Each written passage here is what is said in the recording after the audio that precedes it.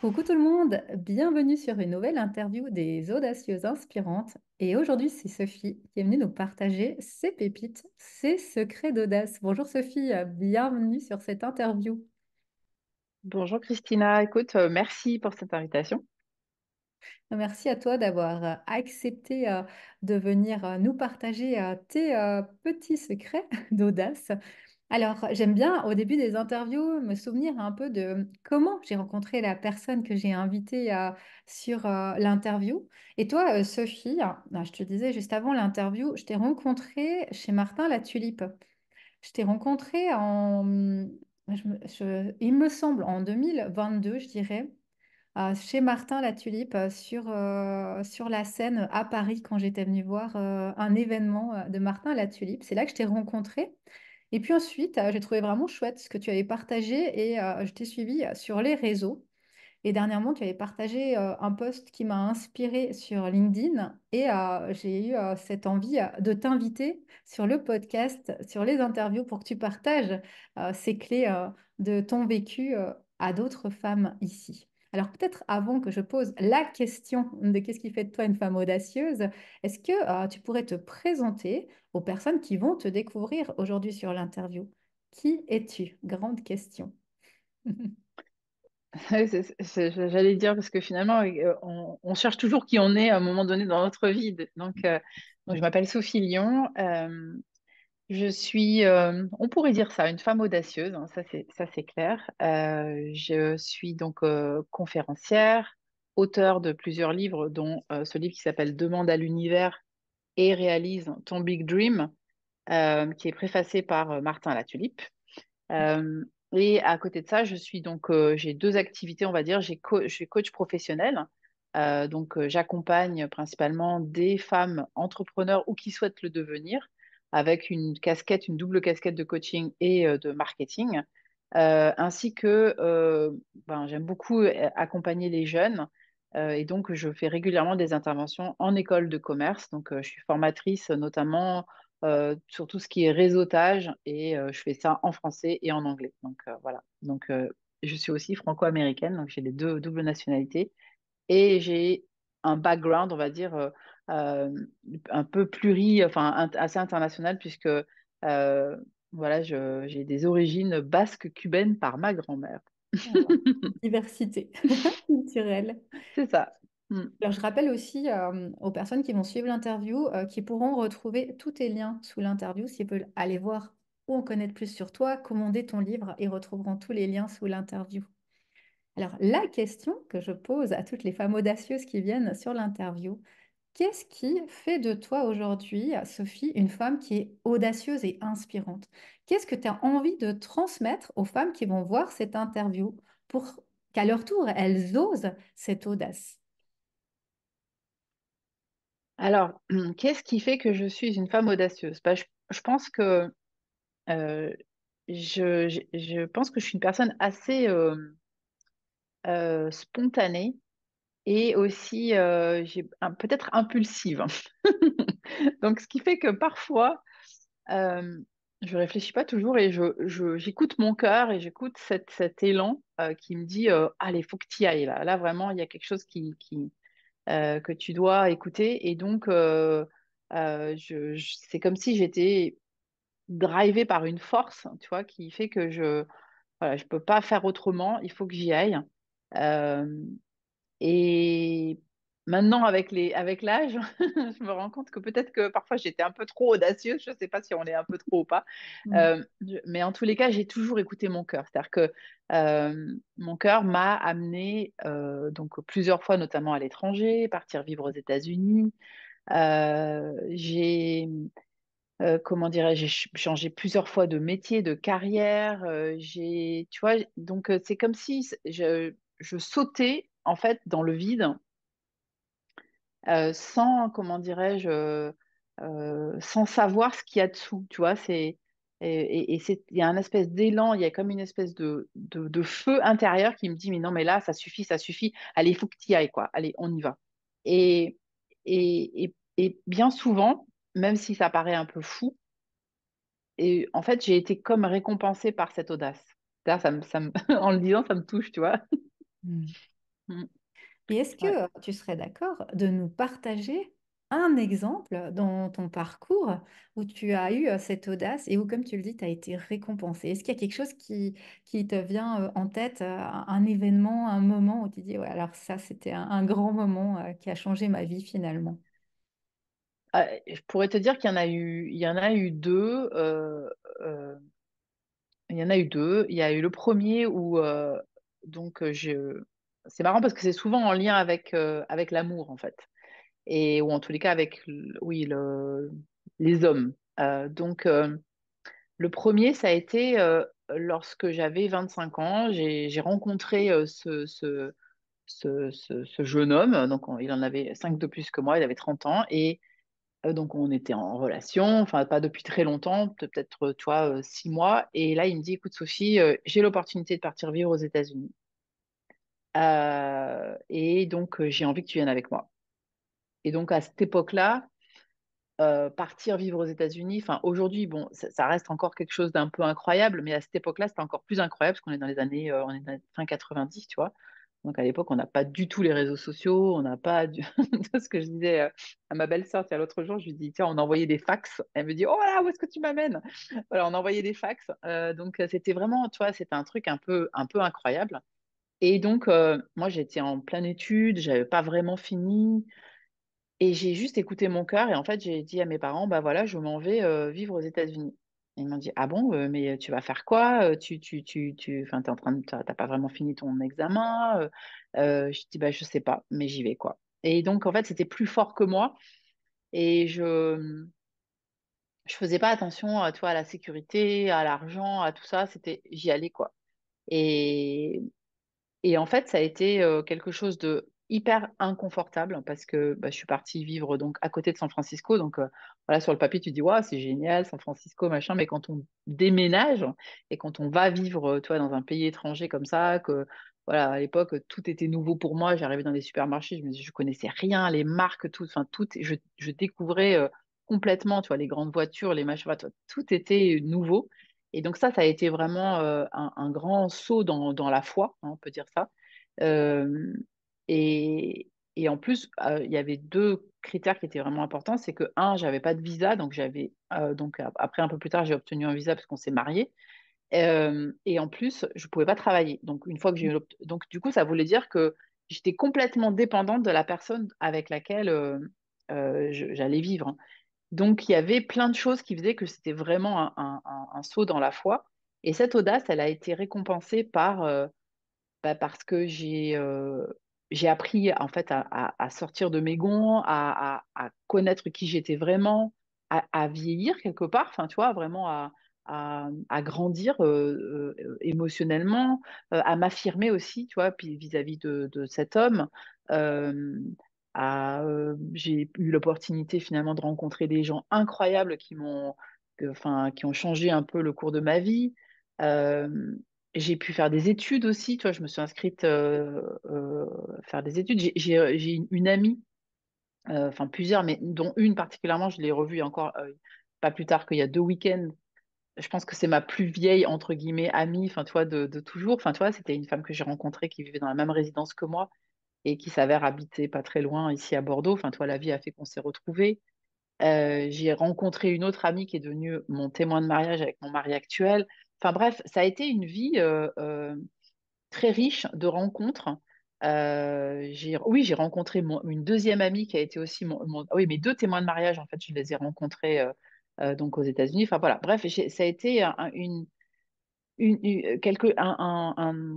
un turning point, comme on dit en anglais, vraiment quelque chose qui a fait que ça a fait complètement basculer ma vie et euh, par conséquent, j'ai toujours été très attirée par tout ce qui était anglophone. Je parlais déjà assez bien, on va dire plutôt très bien l'anglais, mais là, ça a fait complètement basculer ma vie sur un côté américain, ce qui fait que plus tard, ça m'a réamené à vivre aux États-Unis, à avoir mes enfants qui naissent aux États-Unis. Bref, tu vois, c'est cette décision que j'ai prise, eh bien, elle a complètement fait basculer ma vie sur autre chose. Oui, Voilà. ouais, c'est une belle histoire. Et ouais, alors peut-être que la deuxième, ça pourrait être effectivement cette décision aussi, tu vois. C'était donc je dirais.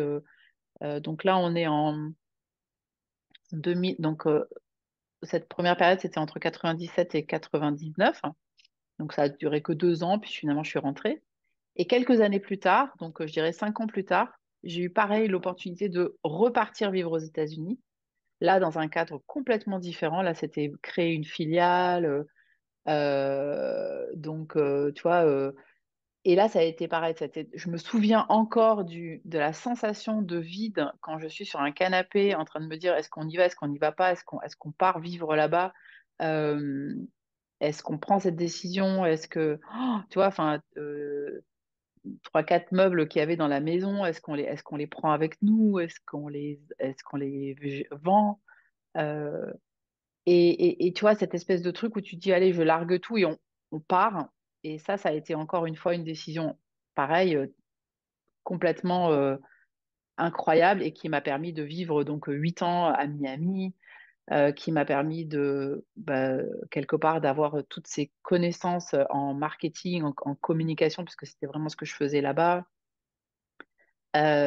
C'était aussi, pareil, c'était une aventure avec peu de moyens, c'est-à-dire que c'était pas une vraie expat, tu vois, avec la boîte qui te fait tout. C'était toi qui devais vraiment, tu vois, tout mettre en place, tu vois. Donc à chaque fois, c'était des étapes qui faisaient que euh, il a fallu vraiment aller chercher en moi les connaissances, comprendre ce que c'était que, tu vois, les numéros de sécurité sociale, le ci, le ça. Enfin, tu vois, tu avais plein de choses à aller chercher et à comprendre.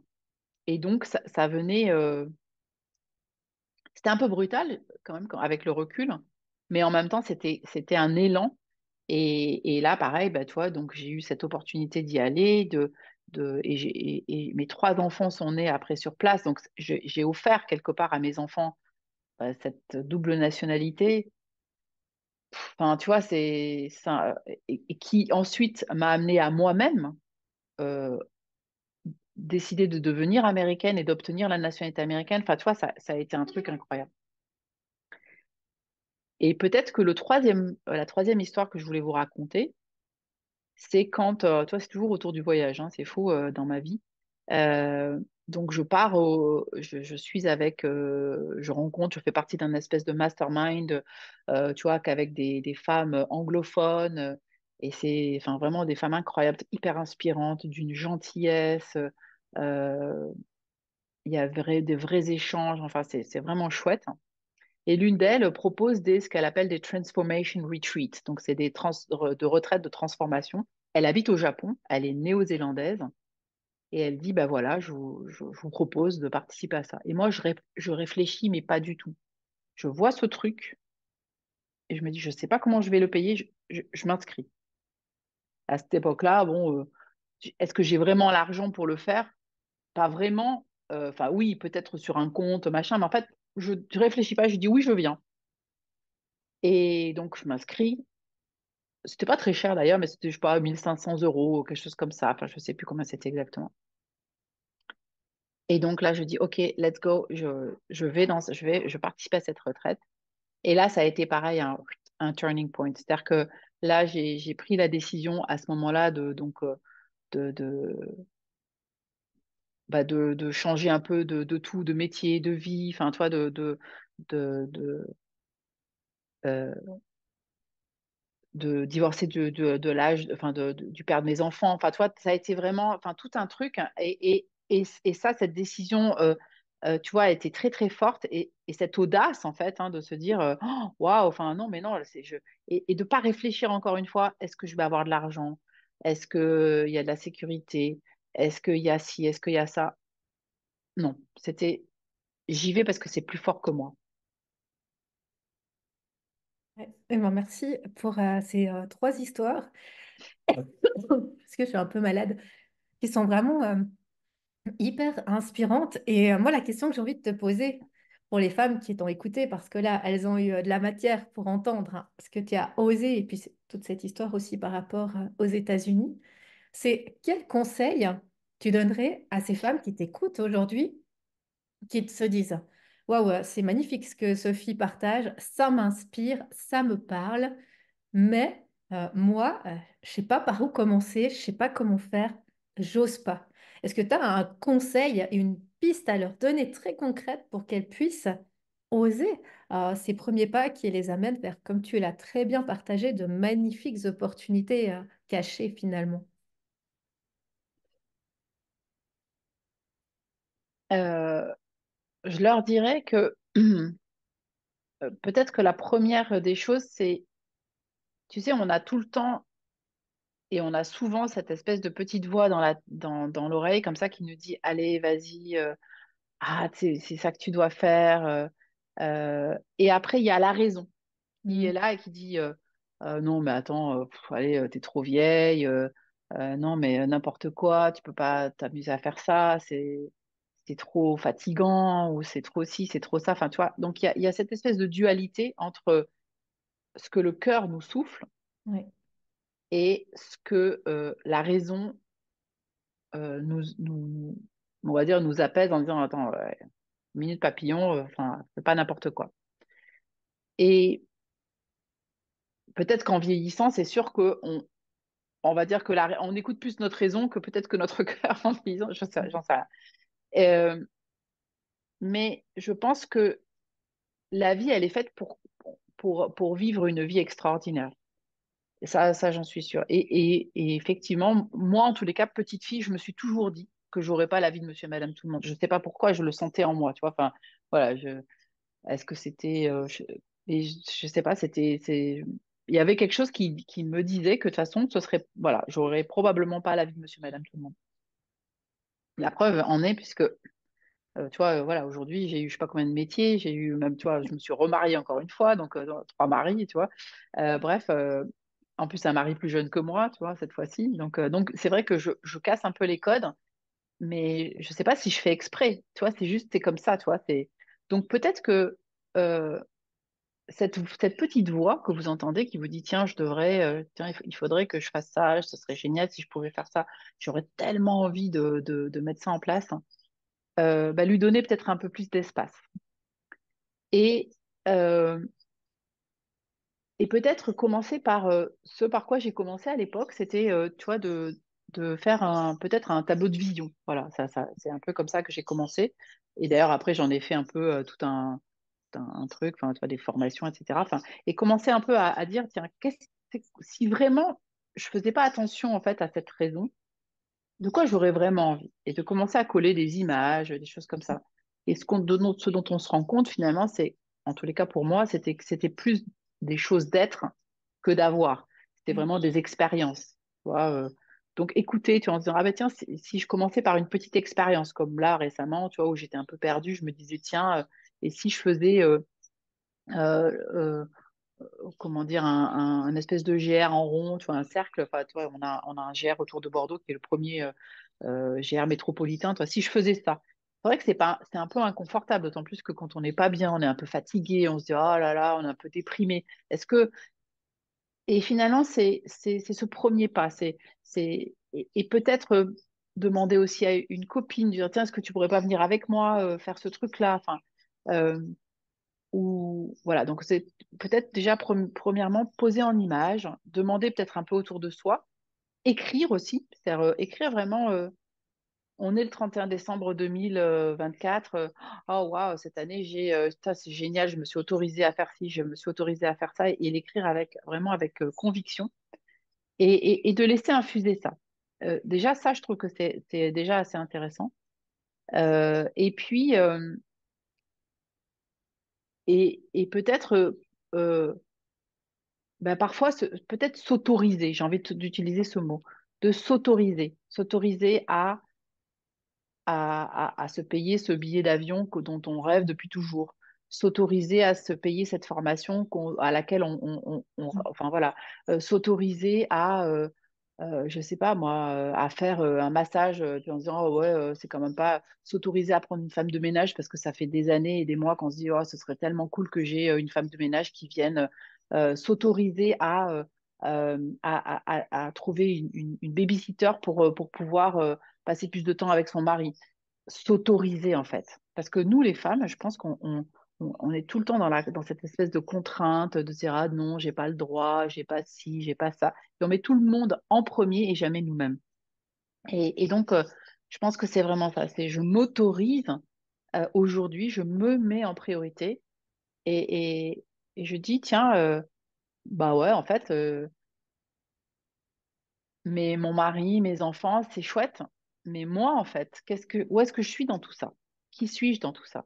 Parce que finalement, toutes ces injonctions de femmes, d'éducation, d'être toujours la good girl, bien élevée, bien machin, bien ci, bien ça, c'est, on peut être une good girl tout en étant audacieuse, tout en étant culottée, je pense.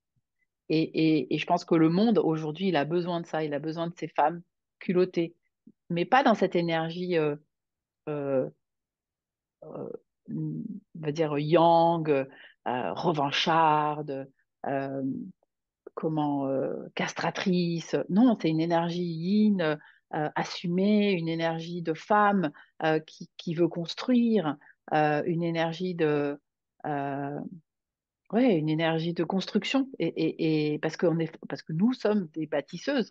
On bâtit des familles, on bâtit, ou pas d'ailleurs, parce que bon, c'est pas forcément une injonction, hein, mais bon, enfin voilà, en général, on est plutôt des mamans, enfin souvent. Mais bon, aujourd'hui, on voit bien que c'est plus forcément ça, mais voilà, on s'autoriser à être des aventurières, en fait, de la vie, tout simplement. En ce Hmm. moment, je lis beaucoup de livres sur des aventurières parce que ça m'inspire énormément. Ouais, mais tiens, une Suissesse comme toi, tiens, une Sarah Marquis, tiens, je viens juste de finir Ah un oui, livre d'elle. je connais. Très bien. Excellent. Voilà, et bon, elle est un peu young hein, quand même, mais il n'empêche qu'elle est très inspirante, tu vois, je trouve que c'est... puis elle va vraiment à l'extrême, donc je ne sais pas si j'aurais envie d'aller autant dans l'extrême, mais en tous les cas, c'est très inspirant de se dire que ça peut exister et Oui. qu'on peut s'autoriser en fait à faire ce genre de choses. Voilà. Exact. C'est d'ailleurs pour cela qu'il y a ces interviews, justement, pour montrer que c'est là et que finalement, bah, Sophie, elle a rien de plus ou de moins que moi. Et pourquoi je n'irais pas moi aussi oser faire ça?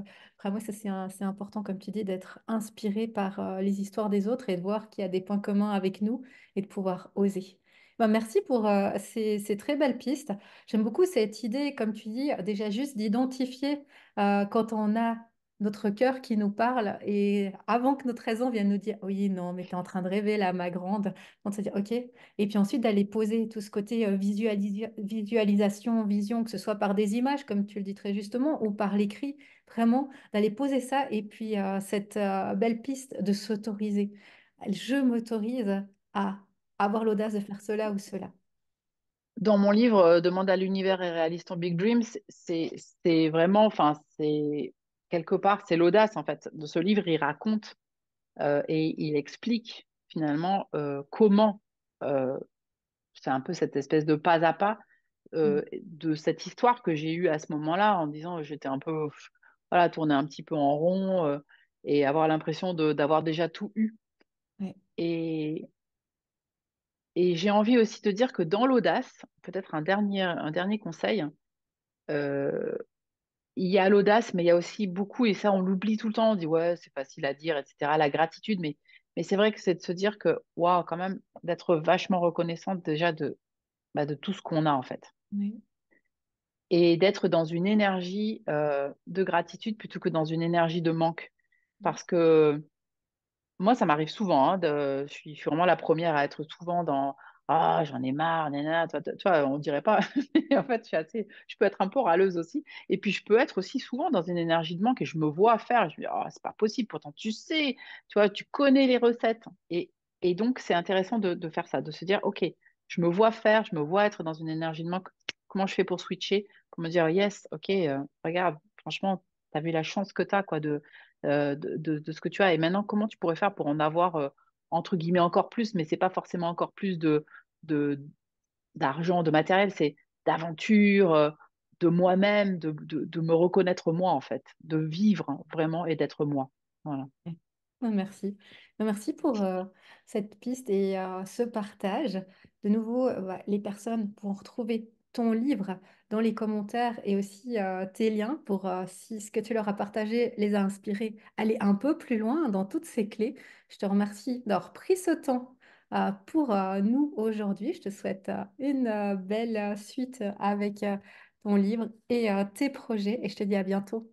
Merci.